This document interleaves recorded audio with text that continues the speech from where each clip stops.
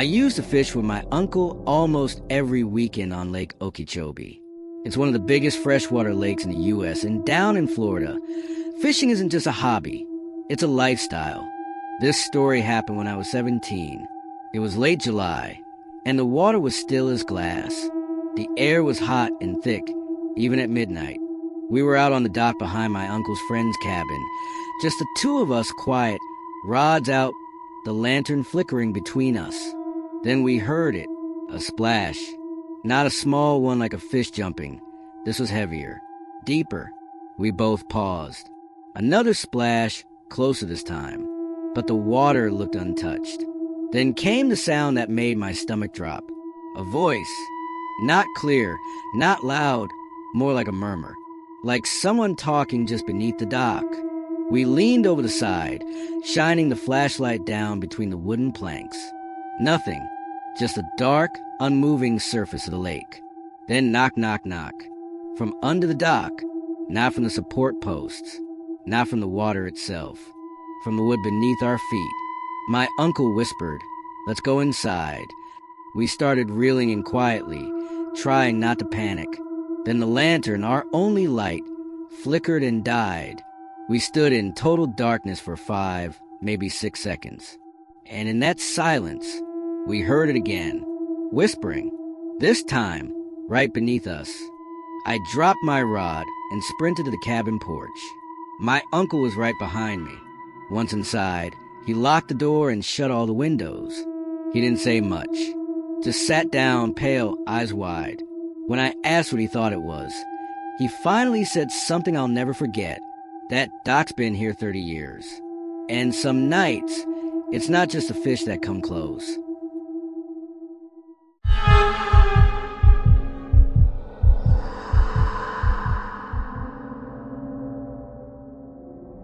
In 2022, I went on a late-night fishing trip with 2 co-workers near the Red River, not far from where Arkansas meets Louisiana.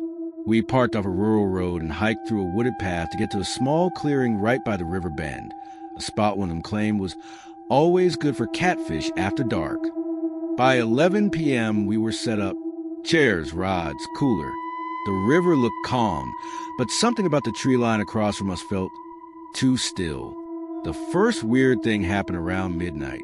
We noticed a lantern light across the river.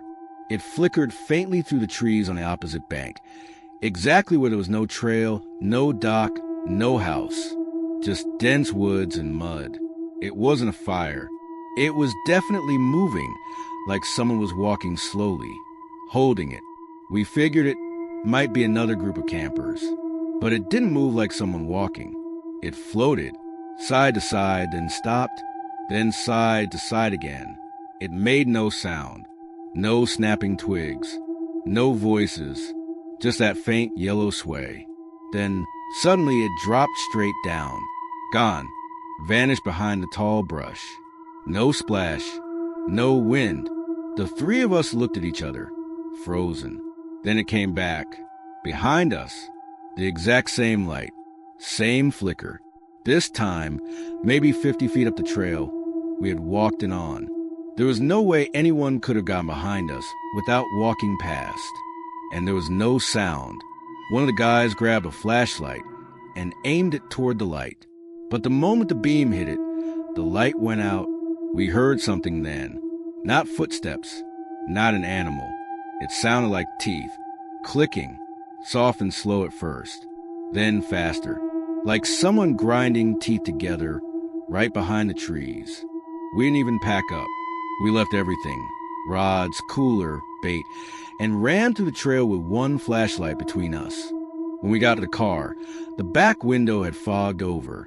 Just 1 word written in the condensation. Stay. None of us had touched it. None of us ever went back. And for 2 nights after that, I swear I saw that same flickering glow through the trees behind my own house.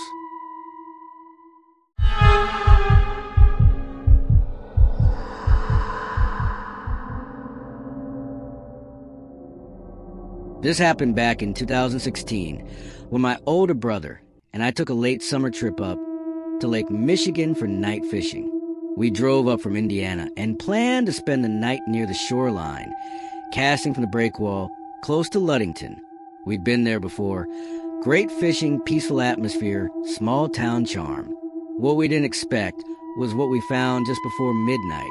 Around 11:45 p.m., we realized we were low on bait.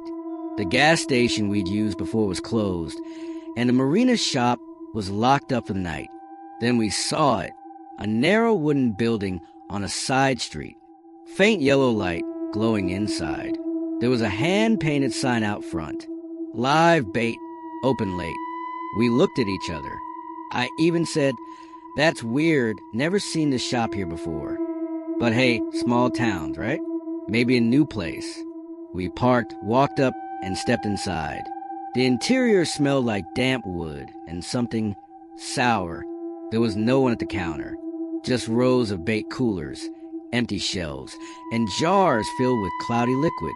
Behind the counter, there was a large tank bubbling softly, filled with what looked like oversized leeches or eels. We called out. No answer. But then a voice spoke from the back. "Take what you need." It didn't sound like someone talking from another room. It sounded like someone standing right behind us. We spun around. No one.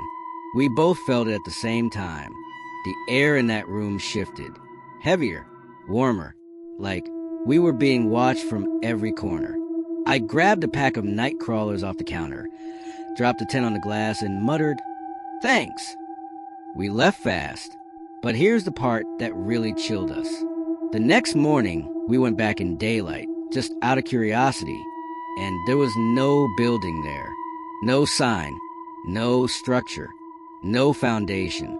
Just an empty gravel lot between two old houses. We even asked the guy walking his dog if there'd ever been a bait shop there. He looked at us funny and said, "Not in my lifetime." But I still had the pack of night crawlers. The label was blank, just a clear box, with worms that stopped moving the moment we opened it again.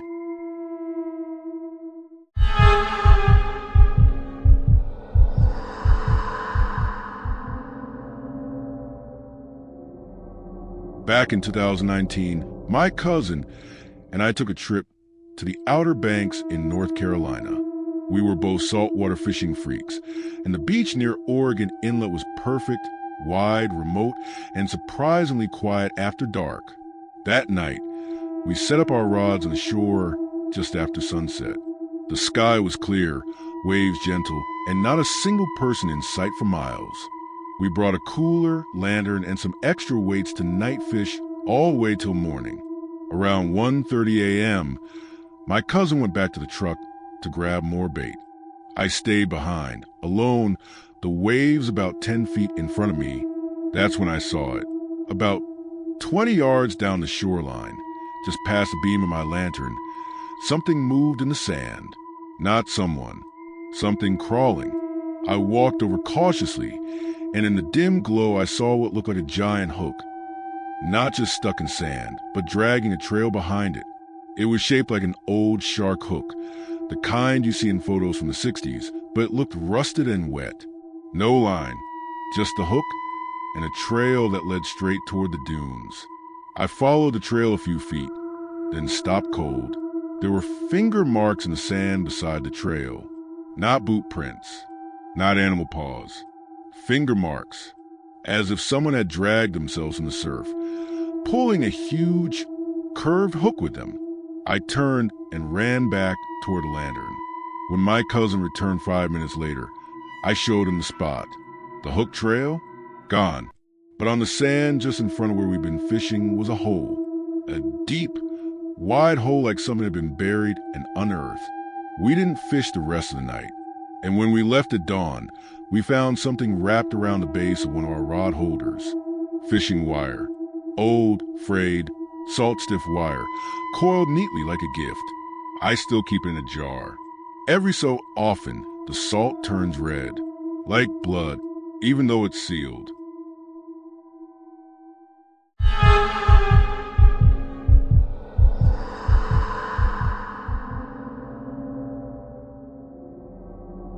This happened to me in 2020, just outside of Burlington, Vermont. I had moved there for work and often went night fishing alone after long shifts just to clear my head. There's a small access point to Lake Champlain behind an old marina. If you walk about 10 minutes through a trail, there's a still, narrow inlet the locals call Cold Pond. It's not technically part of the main lake. It's quiet, shallow, and rarely visited. One Thursday night, I brought my rod, a flashlight, and a sandwich. It was just after 11 p.m., and the sky was overcast. I sat on a wooden bench by the pond, cast out once, and waited. 15 minutes in, I heard water movement. Not splashing, not fish. It sounded like someone wading through the water. I aimed my flashlight at the surface, and that's when I saw him. A man, waist deep in the water. He wore a white shirt, soaked and heavy, hanging off his shoulders. His back was to me. His arms were completely still. I stood up and called out, "Hey, you okay?" No reply, no movement. I thought maybe he was stuck, or drunk, or worse. I took 2 steps forward, raising the beam of my flashlight, and that's when he slowly tilted his head to the side, not turning around, just bending it, like someone listening very, very carefully. I froze. That's when I noticed he wasn't making ripples anymore. He wasn't breathing. He was just suspended, half submerged, as if waiting. I took a step back, then another. I turned and started walking fast down the trail. Halfway back, I heard the sound again. Squelch, drag, squelch. I turned around, shined the light, and saw wet footprints on the dirt trail. Not mine. They were bare, long, widely spaced, leading straight out from the pond. I ran. By the time I reached my car, I could hear something in the trees behind me. Not footsteps, just a soft slap, slap, slap, like wet cloth on leaves. I didn't turn around. I drove home shaking. 3 days later, I told a guy at the bait shop what happened.